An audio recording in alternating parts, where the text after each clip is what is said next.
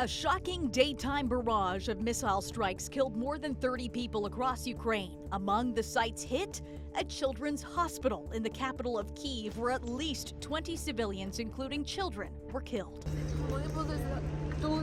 Tatiana is the mother of this little girl who was being treated at the children's hospital when it was hit. She ran out of the building holding tight onto her daughter, her catheter still in place. Moments after the missile smashed into the hospital, another mother rushed to the bomb shelter with her 2-month-old son.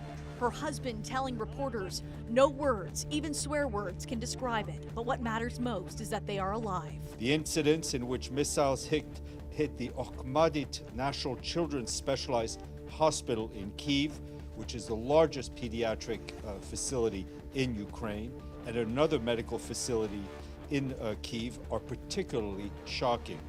Directing attacks against civilian objects is prohibited by international humanitarian law, and any such attacks are unacceptable and must end immediately. Kyiv's mayor calling this a possible message from Moscow due to the timing of this latest attack on the eve of a NATO meeting.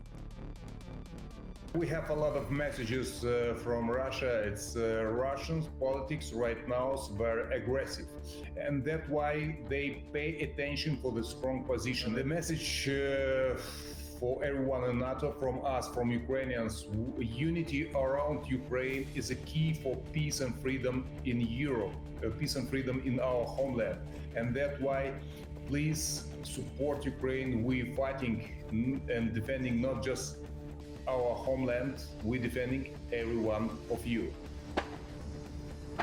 Nearly 8,000 kilometers away in Washington, D.C., final preparations are being made as world leaders descend for this year's historic NATO summit. We will celebrate the 75th anniversary of the most successful alliance in history. The NATO Secretary General meeting with U.S. Defense Secretary Lloyd Austin today. The summit itself starts tomorrow. What these foreign leaders are going to be hoping and praying is that the focus is actually on NATO and maybe even Ukraine. Analysts say President Joe Biden's candidacy could be the focus instead. If there's a possibility that he might lose or drop out, all of these Western European leaders have to do something different. They have to appeal to President Trump.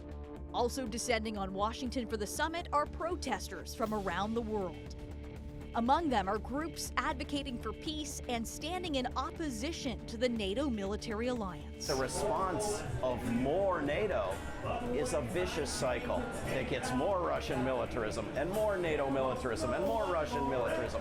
We need to pursue a different path.